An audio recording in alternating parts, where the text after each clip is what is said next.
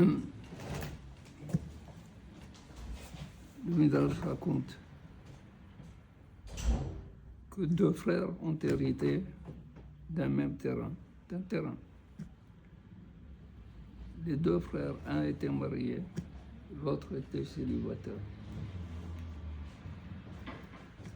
Le célibataire, le soir, il a commencé à réfléchir. Il a dit, mon frère est marié, il a une femme, il a des enfants.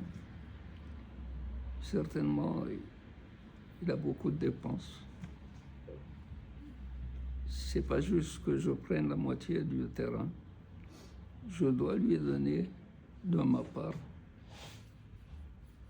afin de soulager dans ses dépenses. Pendant ce temps-là, l'autre frère aussi, il pensait et il s'est dit, mon frère n'est pas encore marié, il doit chercher une femme, il doit faire des dépenses pour se marier, pour s'installer, il a besoin d'aide, je dois l'aider, je dois lui donner de ma part pour qu'il soit soulagé. Et voilà qu'ils se sont réveillés, tous les deux. Ils ont pris de la récolte. Et chacun a pris le sens de l'autre. À mi-chemin, ils se sont rencontrés. Lui dit, mon frère, où tu vas? Lui dit, et toi, où tu vas? Il dit, je vais chez toi. Et l'autre lui dit, je vais chez toi. Ils se sont enlacés. Et ils ont dit, voilà la fraternité. Chacun au secours de l'autre. Quand Akadosh Baruch Hu a vu cela, il a dit, je veux avoir une place parmi vous.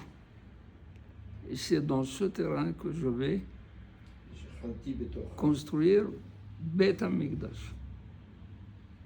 Quand il y a l'amour de l'un vis-à-vis de l'autre. Comme soi-même, comme pour soi-même. C'est là l'essentiel, c'est là où Akadosh Baruch Hu veut résider. On a beau avoir un Beth Knesset qui a des fenêtres ouvertes sur Yerushalayim, une teva centrale qui regroupe autour d'elle tout le Kahal. Mais s'il n'y a pas d'amour entre le Kahal, qui va faire la cohésion du Kahal, qui va faire l'unité du Kahal, la Shekhinah n'est pas là.